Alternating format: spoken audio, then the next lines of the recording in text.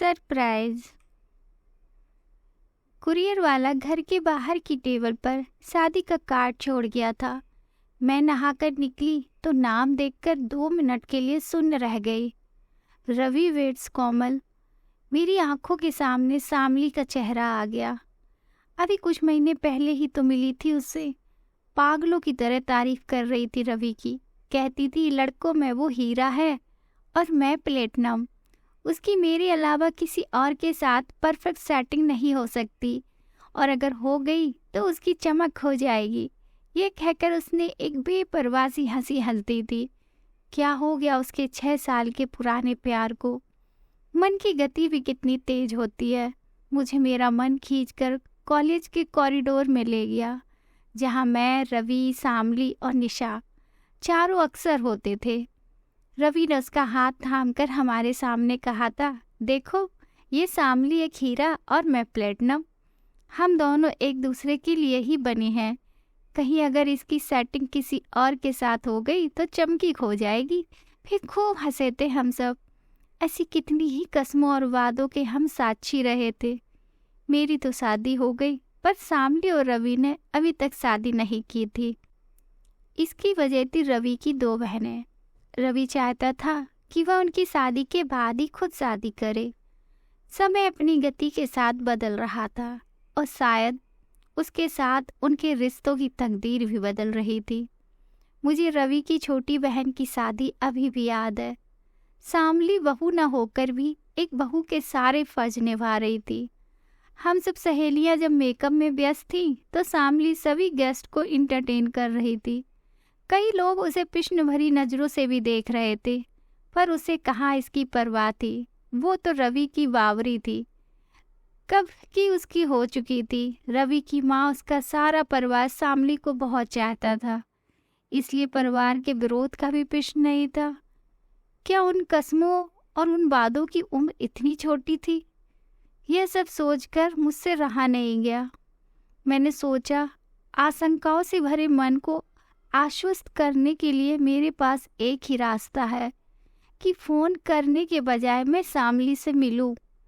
मैंने पुणे जाने का फैसला कर लिया। अजय यानी मेरे पतिदेव ने पूछा, पुणे क्यों? मैंने सिर्फ इतना कहा, दोस्ती निभाने। एक दोस्त ही तो है जो बिना कुछ खंगाले दिलासा दे सकता है। सुबह की बस से मैं पुणे के लिए निकल गई। रास्ते में मुझे उनकी यादों ने वापस घेर लिया।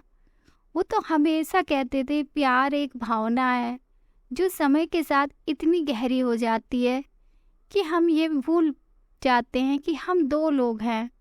हर चीज़ में यही लगता है कि हम दोनों ही शामिल हैं। दोनों का अस्तित्व जब एक दूसरे में खो जाता है तब उसे हम प्यार कहते हैं। जब रवि यह सब कुछ कह रहा था तो शामली प्यार से सिर हिलाकर उसे अब पलक देख रही थी। ये सारे सवाल मेरे मन में कौंध रहे थे और शामली के घर का रास्ता भी बहुत लंबा लग रहा था। क्या बीत रही होगी उस बेचारी पर। उसने तो पहले ही अपने जन्म के समय अपनी माँ को खो दिया था और शायद इस अपराध के कारण अपने पिता के प्यार से वंचित रही थी। वो तो बस उसकी मौसी थी जिसने उसे पाला था, और अब तो वह भी इस दुनिया में नहीं थी। अकेली एक छोटा सा घर लेकर रहती थी, बस एक उम्मीद और आशा के साथ। मन में उमंग लिए रवि के साथ के सपने बुनती रहती थी। कैसे उसने अपने आप को संभाला होगा। तभी ड्राइवर ने हॉर्न से मेरी तंद्रा टूटी और कंडक्टर ने आके कहा, मैडम आपका स्टॉप आ गया। मैंने बड़े ही बोझिल कदमों और आशंकित मन से शामली के घर का दरवाज़ा खटखटाया। दरवाज़ा खुला तो शामली ही थी। अचंभित नज़रों से मेरी ओर देख रही थी। मेरा बैग अपने हाथ में लेकर उसने मुझे घर के अंदर ले लिया। फिर बिना कुछ कहे पूछा, कार्ड मिला क्या? ज़रूर मिला होगा, मुझे लगता था तुम ज़रूर आओगी। शायद यही होता है दोस्ती में। बिना किसी बंधन के हम चांद और रात की तरह हो जाते हैं। जानते हैं अगर रात होगी तो चांद भी ज़रूर आएगा। एक अजीब सा विश्वास है रात का चांद और चांद का रात पर। शामली ने झटपट गर्मा गर्म पूरी सब्जी बनाकर खिलाई। उसके होंठ सूखे हुए थे और आंखें लाल थीं। चेहरे पर थी तो एक हारी हुई हंसी। मैंने जबरदस्ती उसे कुछ खिलाया। खाते खाते उसका गला रुंध गया और वो फूट पड़ी। ये क्या हो गया अनुषा? मैंने तो कभी कुछ ज़्यादा नहीं चाहा था, बस एक छोटा सा प्यारा सा घर, कुछ सपने और उनके अपनेपन से भरा संसार। कैसे मैं इस आंधी में फंसी और खुद अपने हाथों से ही अपना घर उजाड़ लिया। कभी कभी अपने दिल की आवाज़ हमें अपनों से दूर कर देती है।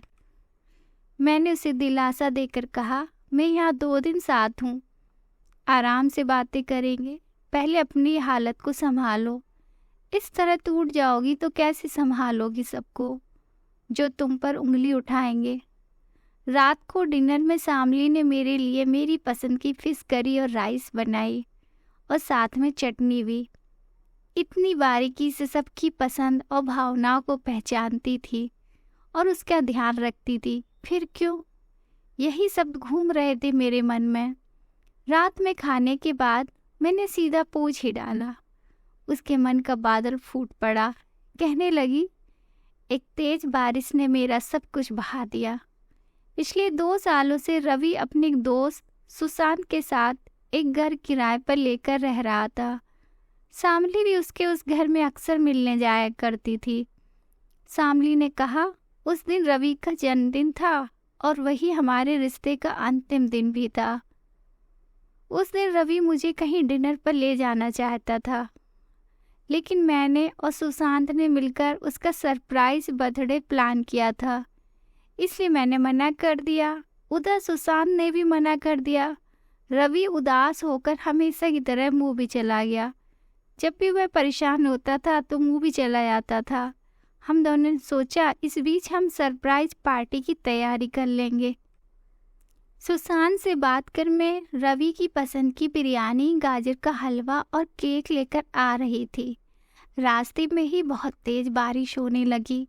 टैक्सी से उतरकर उसके घर तक पहुंचते पहुंचते मैं पूरी तरह भीग चुकी थी। घर के अंदर आते ही सुशांत ने कहा, मैं कॉफ़ी बनाता हूँ, तुम चेंज कर लो। मैं बाथरूम में कपड़े बदल रही थी, तभी मुझे वहाँ एक छिपकली दिखी। तुम तो जानती हो मुझे छिपकली से फोबिया है। छिपकली दिखते ही मैं आधे अधूरे कपड़े पहनकर बाथरूम से भागी और डर के मारे सामने खड़े सुशांत से लिपट गई। ठीक उसी समय रवि दूसरी चाबी से दरवाज़ा खोलकर घर के अंदर आ गया। उसने आधे अधूरे कपड़े पहने मुझे शशांक की बाहों में देखा। कहने लगा, पहले बता देती तो मैं दरवाज़ा नॉक कर अंदर आता। इन कपड़ों में फिल्म चलोगी, मुझे ऐसी उम्मीद नहीं थी। यह कहकर वह तेज कदमों के साथ उस तेज बारिश में सभी कस्मों वादों को बहाता हुआ चला गया। पल भर के लिए भी नहीं मुड़ा। मैं उसे आवाज़ लगाती रही, पर उसने तो जैसे मुझे श्राप देकर अहिल्या की तरह पत्थर बना दिया था। जैसे कह गया हो, तुम आजीवन इसी तरह प्यार की प्रतीक्षा करती रहोगी। लगता है सच में शामली अहिल्या बन गई थी। तभी तो उसने पिछले 6 महीनों में किसी से बात तक नहीं की। उसे यह भी पता चल गया था कि रवि ने सुशांत से भी दोस्ती तोड़ ली थी। शायद कस्में और वादे अक्सर झूठे ही होते हैं और समय के एक अंतराल तक ही टिकते हैं। मैंने जोर से शामली को गले लगा लिया और कहा, चलो जो हुआ अच्छा ही हुआ। विश्वास की इतनी कच्ची डोर के साथ अगर तुम कुछ दूर चल भी लेती तो तुम्हें आज नहीं तो कल गिरना ही था। आज तुम्हारे कदम फिर चल सकते हैं, तुम्हारी आंखें फिर से सपने सजा सकती हैं और तुम्हें शायद सच्चा प्लैटिनम भी मिल जाए जो तुम जैसे हीरे को सही तरह से सुरक्षित रख सके और उसकी चमक को कभी धूमिल ना होने दे। शामली की आंखें छलक गई। दिल की कहीं मजबूरी है, वह दिमाग से परे सोचता है। उसने कहा, खैर छोड़ो, मैं तुम्हारे नज़रिए से भी देखने की कोशिश करूँगी। फिर उसने हंसते हुए कहा, क्या पता कोई दूसरा रवि ढूंढ लूँ। उसके बाद मैं 4-5 दिन तक शामली के घर पर ही रुकी रही और उसके टूटे हुए दिल की मरहम पट्टी लगाती रही। घाव ठीक हुआ या नहीं ये तो नहीं पता, पर मुझे विश्वास है कि उसका दर्द जरूर कुछ कम हुआ होगा। मुंबई वापस लौटते समय मेरी आंखों के सामने शामली की वही उदास पत्थर सी आंखें घूम रही थी। उसकी हारी हुई हंसी एक बार फिर से रामायण की अहिल्या की याद दिला रही थी, जिसे बिना कोई अपराध किए कई वर्षों तक पत्थर का बनकर रहना पड़ा। उस मुलाकात के बाद मैं भी कुछ अपने परिवार में व्यस्त हो गई। 3 साल गुजर गए। इस बीच शामली से 2-3 बार फोन पर बात हुई, पर उसकी दशा में कोई भी परिवर्तन नहीं दिखा। आज हमारा कॉलेज रीयूनियन था। मैं जानती थी कि रवि इस रीयूनियन में जरूर आएगा, पर शामली के आने की आशा नहीं थी। अचानक वहाँ मैंने शामली को देखा। वह खूब हंस हंस कर रवि से बातें कर रही थी। शामली चेहरे पर बिना कोई शिकायत लिए रवि से ऐसे मिल रही थी जैसे या तो पहले कभी उनका कोई रिश्ता ही ना था, या फिर इस बीच सब कुछ वापस जुड़ गया था। शायद मैंने ही उसे गलती से अहिल्या समझ लिया था, जो अपनी मुक्ति के लिए युग युग तक अपने राम की प्रतीक्षा करती रहेगी। उसका वह रूप देखकर मुझे लगा कि वह तो आज की अहिल्या थी, जो पत्थर की मूर्ति नहीं बनी।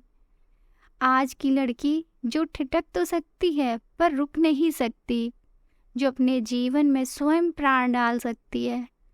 फिर हम तो बहुत गर्मजोशी से मिले।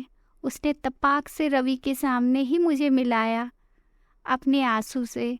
कहा, इससे मिलो, तुम कहती थी ना मुझे अपना प्लेटिनम जरूर मिलेगा।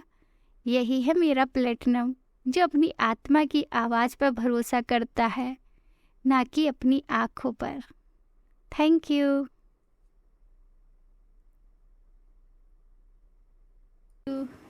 अगर आपको हमारी ये कहानी पसंद आई तो please like, share and subscribe ज़रूर कीजिएगा, ताकि मैं आपको और अच्छी अच्छी कहानियाँ सुना सकूं।